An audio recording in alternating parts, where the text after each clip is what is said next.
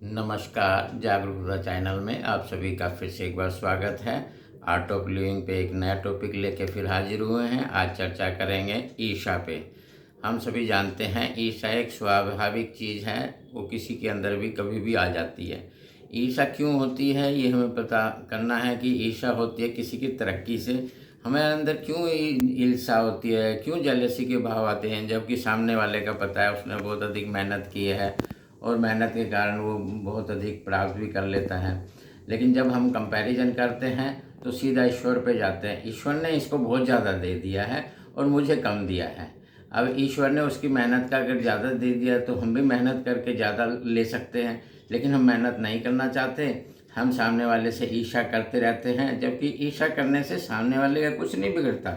सामने वाला अपनी मस्ती में खुश है, वो अपनी लाइफ को अच्छे से जी रहा है, लेकिन ईर्ष्या करके हम अपने आप को नुकसान पहुंचाते हैं, हम अपने मन को कष्ट पहुंचाते हैं। हमारे मन में ये जो जलन है किसी के प्रति भी कि भाई वो इतनी तरक्की क्यों कर रहा है और मैं नहीं कर पाया, मैं पीछे रह गया।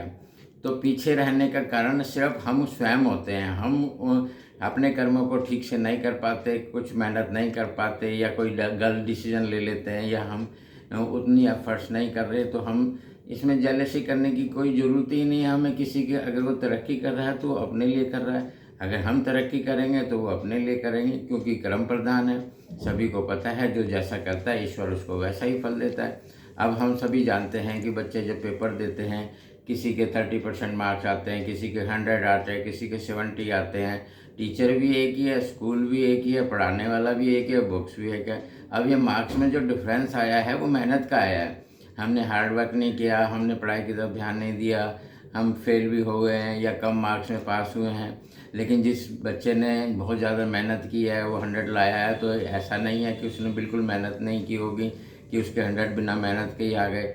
तो ये जो मेहनत इंसान करता है दुनिया के अंदर, उसको रिजल्ट भगवान अच्छा ही देता है। टीचर किसी को नंबर ना तो काटता है और ना किसी को एक्सेस देता है। इसी प्रकार से भगवान होते हैं, भगवान कर्मों के फल देते हैं। उसमें कर्मों में हम देख सकते हैं कि जिसके अच्छे कर्म होते हैं, नेक कर्म होते हैं, वो बहुत ऊंचाइयाँ प्राप्त करते हैं, क्योंकि भगवान को ये पसंद है कि अच्छे कर्म करने वाला के फल भी अच्छे ही होते हैं, और जो गलत कर्म करता है उसके फल भी गलत ही होंगे।